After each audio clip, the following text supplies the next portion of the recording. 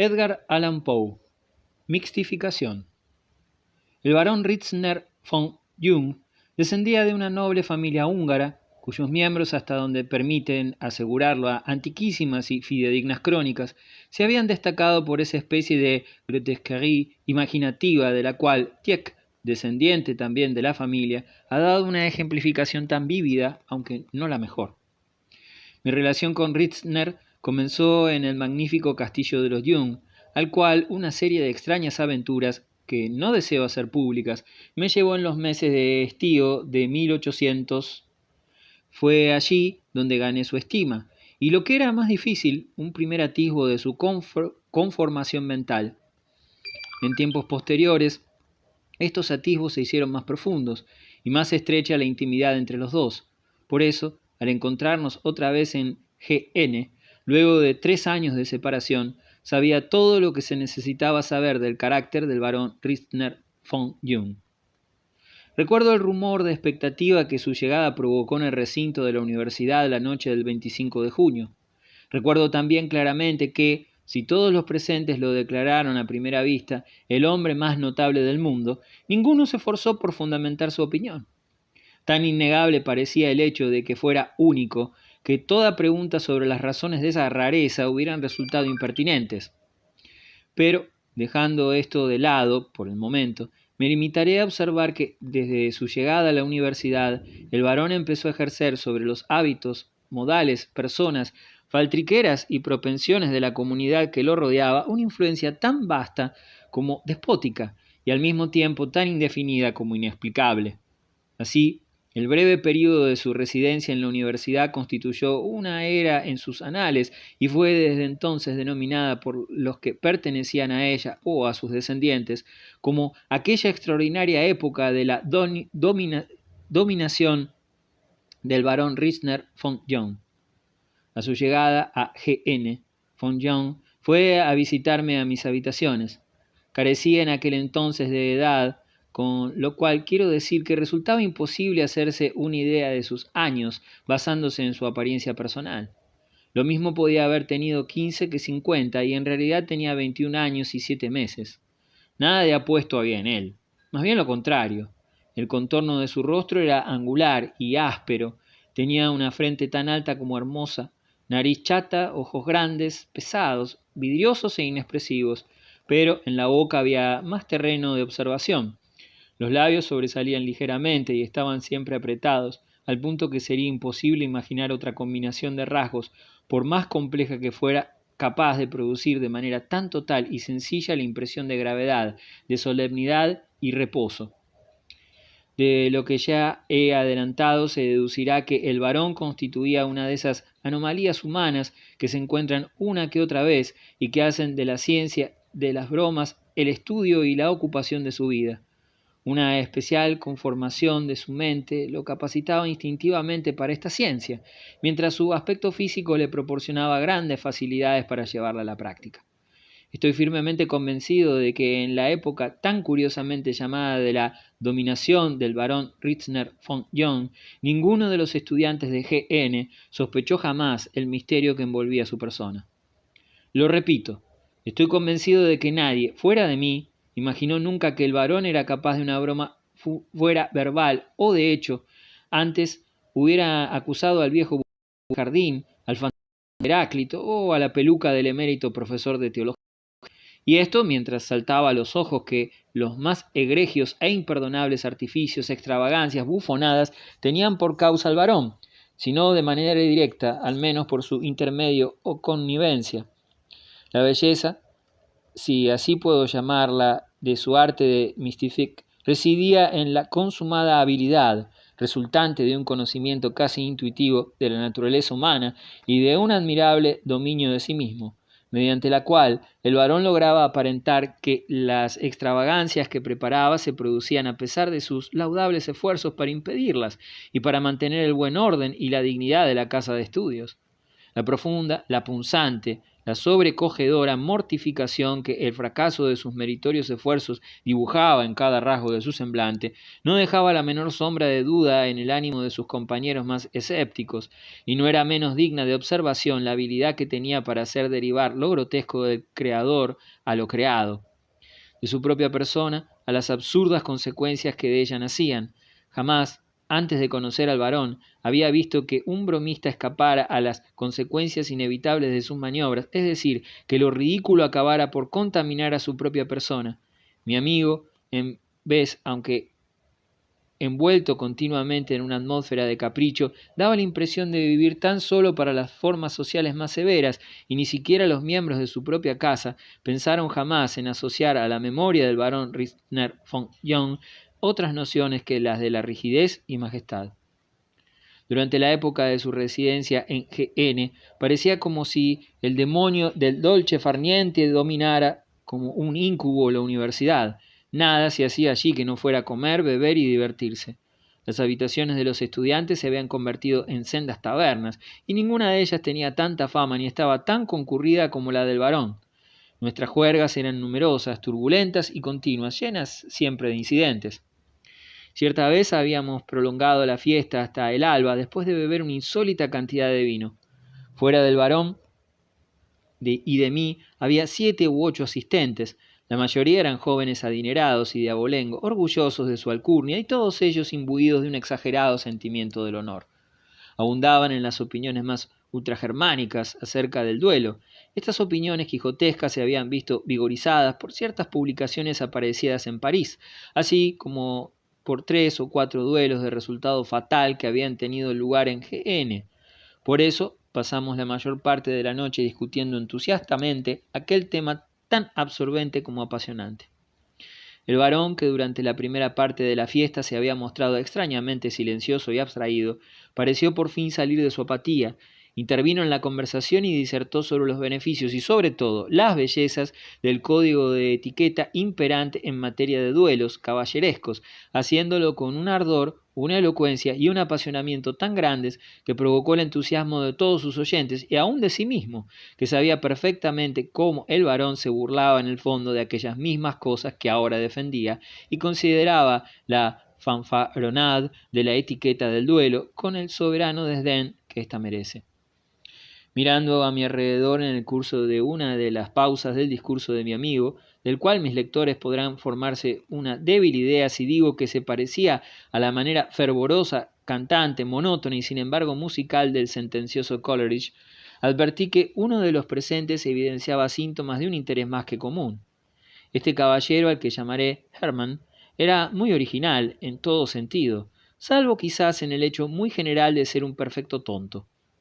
Había llegado a gozar en cierto sector de la universidad de gran reputación, como profundo pensador metafísico y, según creo, como discurridor lógico. Asimismo, disfrutaba de gran renombre como duelista, aún en GN. He olvidado el número exacto de víctimas que habían sucumbido a sus manos, pero eran varias. No cabe dudar de que era hombre valiente, pero su orgullo se fundaba principalmente en el minucioso conocimiento de la etiqueta del duelo y la exquisitez de su sentido del honor. Estas cosas constituían una manía que habría de acompañarlo hasta su muerte. Para Rittner, siempre a la búsqueda de lo grotesco, aquellas peculiaridades le habían ofrecido ya amplio campo para sus bromas, y aunque yo lo ignoraba, no tardé en darme cuenta esta vez de que mi amigo se traía entre manos algunas de las suyas y que Hermann era el destinatario. A medida que el varón adelantaba en su discurso, o más bien monólogo, advertí que la excitación de su auditor iba en aumento. Por fin intervino, objetando un punto sobre el cual Rittner insistía entusiastamente, y dio detalladas razones para su oposición. A estas contestó también en detalle el varón, sin alterar su tono de exagerado entusiasmo, terminando sus palabras con algo que me pareció de un pésimo gusto, es decir, con un sarcasmo y una reflexión irónica. La manía de Hermann se manifestó entonces en toda su fuerza. Fácil era advertirlo en la estudiada minuciosidad de su réplica. Me acuerdo perfectamente de sus últimas palabras. Permítame decir, barón von Jung, que, si bien sus opiniones son en general correctas, en varios puntos me parecen ignominiosas para usted y para la universidad de la cual forma parte. Ciertos puntos no merecen siquiera que los refute seriamente, y aún diría más, señor, si no temiera ofenderlo, y aquí sonrió amablemente, diría que sus opiniones no son las que cabe esperar de un caballero. Cuando Hermann hubo pronunciado esta equívoca frase, todos los ojos se volvieron hacia el varón. Este se puso pálido y luego muy rojo, dejando caer el pañuelo. Se agachó para recogerlo, momento en el cual alcancé a atisbar en su rostro una expresión que no podía ser apreciada por ninguno de los asistentes. Aquel rostro estaba radiante y mostraba el aire zumbón que constituía su verdadero carácter, pero que jamás le había visto asumir, salvo cuando estábamos a solas y él se permitía una completa libertad. Un instante después se puso en pie. Enfrentando a Hermann, jamás he vuelto a ver tan instantáneo cambio de expresión. Hasta pensé por un momento que me había equivocado y que el varón procedía con la más absoluta seriedad. Parecía contenerse para no estallar y su rostro estaba blanco como el de un cadáver. Guardó silencio breve tiempo, como si luchara por dominar sus emociones. Luego, pareciendo haberlo logrado en parte, alzó un vaso que había a su alcance y mientras lo aferraba con fuerza, le oímos decir: el lenguaje que ha creído usted adecuado utilizar para dirigirse a mí, Maynard Hermann, es tan objetable que no tengo tiempo ni paciencia para señalárselo en detalle. De todos modos, decir que mis opiniones no son las que cabe esperar de un caballero constituye una observación tan ofensiva que solo me permite adoptar una línea de conducta. La cortesía, empero, no me permite olvidar que estos señores y usted mismo son mis huéspedes. Me perdonará, pues, que, teniendo en cuenta esta consideración, me aparte ligeramente de lo que se acostumbra entre caballeros en casos análogos de afrenta personal. Perdóneme por imponer un ligero trabajo a su imaginación, si le pido que considere por un instante que el reflejo de su persona en ese espejo es Maynard Hermann en persona. Aceptado esto, no habrá la menor dificultad. Arrojaré ese vaso de vino contra su imagen en el espejo, con lo cual cumpliré en espíritu, ya que no al pie de la letra, lo que me corresponde hacer frente a su insulto, evitando al mismo tiempo ejercer contra usted una violencia física. Y con estas palabras lanzó el vaso colmado de vino contra el espejo colgado frente a Hermann, golpeando la parte que reflejaba su imagen y, como es natural, rompiendo el cristal en 1000 pedazos. Todos los presentes se pusieron de pie al unísono y abandonaron la estancia, con excepción de Ritzner y de mí. En momentos en que Hermann salía, el varón me susurró al oído que lo siguiera y le ofreciera mis servicios. Así lo hice, sin saber qué pensar a ciencia cierta de tan ridículo asunto. El duelista aceptó mi asistencia con su aire estirado y ultra recherché, y luego de tomarme del brazo me guió a sus habitaciones. Trabajo me costó no reírme en la cara mientras procedía a discutir con la más profunda gravedad lo que denominaba el carácter refinadamente peculiar del insulto que había recibido. Luego de una aburridora arenga en su estilo habitual, extrajo de la biblioteca cantidad de polvorientos volúmenes que trataban del duelo, y me retuvo largo tiempo leyéndome fragmentos de los mismos y comentándolos profusamente.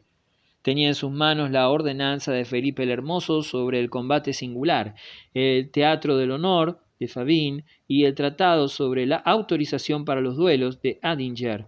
Exhibió además pomposamente las memorias de duelos de Brantôme, publicado en Colonia en 1666 en caracteres elseverianos, preciso y único volumen en papel vitela, con espacios, márgenes y encuadernado por Derome. Pero me llamó especialmente la atención, con aire de misteriosa sagacidad, sobre un espeso volumen en octavo escrito en latín bárbaro por un tal Hedelin, un francés que ostentaba el raro título de Duelli lex scripta et non aliterque. De este libro me leyó uno de los capítulos más raros del mundo, concerniente a las injuriae per applicationem, per constrictionem et per se, la mitad del cual, según me aseguró, se aplicaba estrictamente a su propio y refinadamente peculiar caso, aunque a mí me fue totalmente imposible comprender una sola sílaba de lo que me leyó.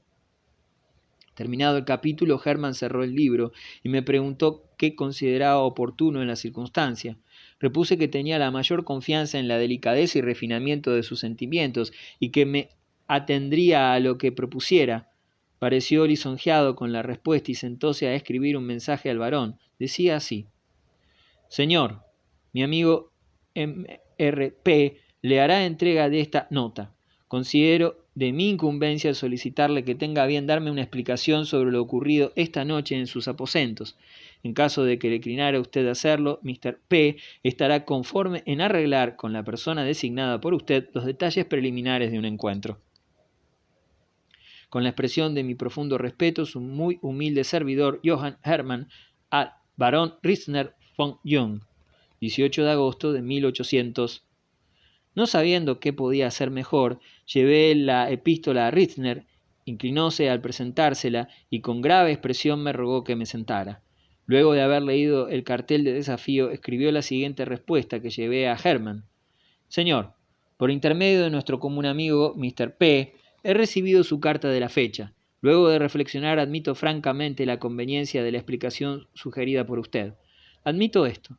Me veo en gran dificultad, debido a la naturaleza refinadamente peculiar de nuestro desacuerdo y de la afrenta personal de que soy responsable, para expresar lo que tengo que decir por vía de explicación, en forma tal que satisfaga las minuciosas exigencias y los variados matices del presente caso.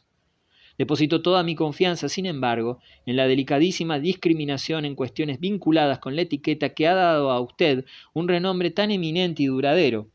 En la plena certidumbre de ser comprendido, pues, me permito no expresar mis sentimientos personales, sino remitir a usted a las opiniones del Sieur Hedelin, tales como figuran en el noveno párrafo del capítulo Injuriae per applicationem, per constructionem et per se de sul duelli lex scripta, et non aliterque.